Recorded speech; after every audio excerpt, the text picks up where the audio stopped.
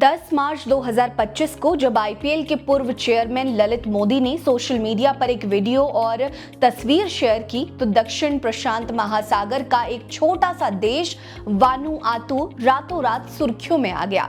ललित मोदी ने दावा किया कि उन्होंने पैसे देकर वानुआतू की नागरिकता हासिल कर ली थी, लेकिन ये देश सिर्फ गोल्डन पासपोर्ट के लिए नहीं बल्कि सिख धर्म की उभरती पहचान के लिए भी चर्चा में है। नमस्कार, मेरा नाम है रीटा।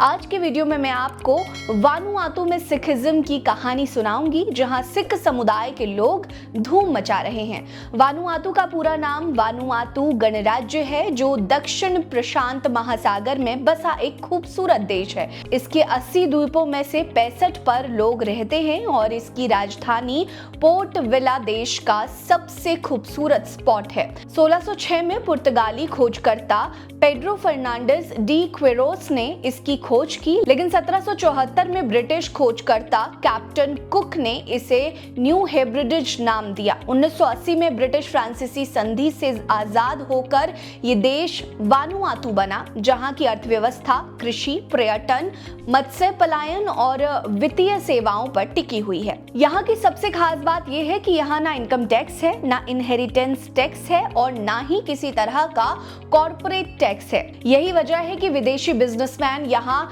रियल एस्टेट और स्टॉक में निवेश के लिए खींचे चले आते हैं। एस्पिरिटू सेंटो देश का सबसे बड़ा द्वीप है, जो कुल क्षेत्रफल का 32% हिस्सा रखता है। सुअर यहाँ का धार्मिक प्रतीक है, जो वहाँ के राष्ट्रीय ध्वज पर भी नजर आता है।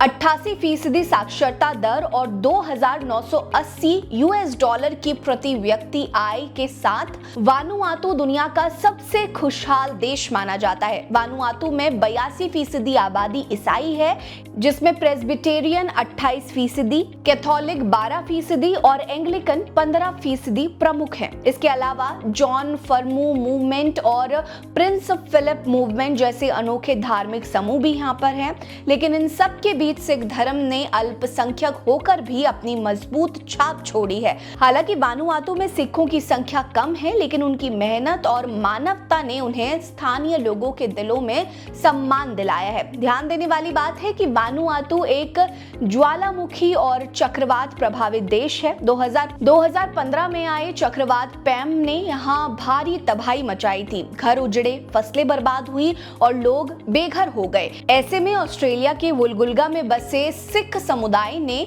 वानुआतू में बढ़ चढ़कर मदद की। वुलगुल्गा वानुआतू से सिर्फ 150 किलोमीटर दूर है। यहाँ का सिख समुदाय लंबे समय से वानुआतू के लोगों की मदद करता आ रहा है। सिख संगठनों ने राहत सामग्री, आर्थिक मदद और पुनर्वास के लिए फंड जुटाए। इस नेक काम ने वानुआतू के लोगों में सिख धर्म के प्रति गहरा सम्मान पैदा किया। कई लोग कहते हैं कि इस मदद के बाद सिख धर्म को यहाँ सबसे सम्मानीय धर्म का दर्जा मिला। वानुआतू की कृषि प्रधान अर्थव्यवस्था सिखों को खूब भाती है। यहाँ सिख समुदाय ने कृषि, रियल एस्टेट और व्यापार में अपनी पहचान बनाई है।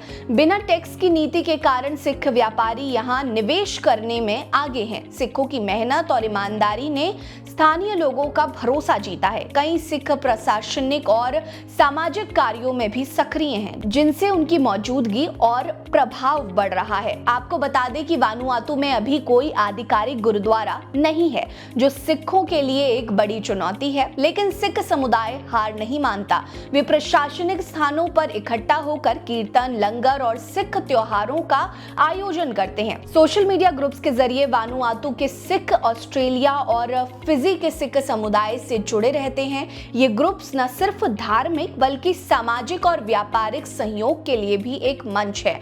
वानुआतू एक विकासशील देश है, जो धीरे धीरे वैश्विक मंच पर अपनी जगह बना रहा है। सिख समुदाय यहाँ न सिर्फ आर्थिक विकास में योगदान दे रहा है, बल्कि अपनी सांस्कृतिक और धार्मिक पहचान को भी मजबूत कर रहा है। इस बात की ज्यादा संभावना है कि जल्द ही इस द्वीप राष्ट्र में एक भव्य गुरुद्वारे का निर्माण होगा। वानुआतू में सिखिज्म की ये कहानी आपको कैसी लगी, हमें कमेंट सेक्शन में जरूर बताएं। साथ ही वीडियो को लाइक कर लीजिए, चैनल को जरूर सब्सक्राइब करिए, हमारे साथ बने रहिए। नमस्कार।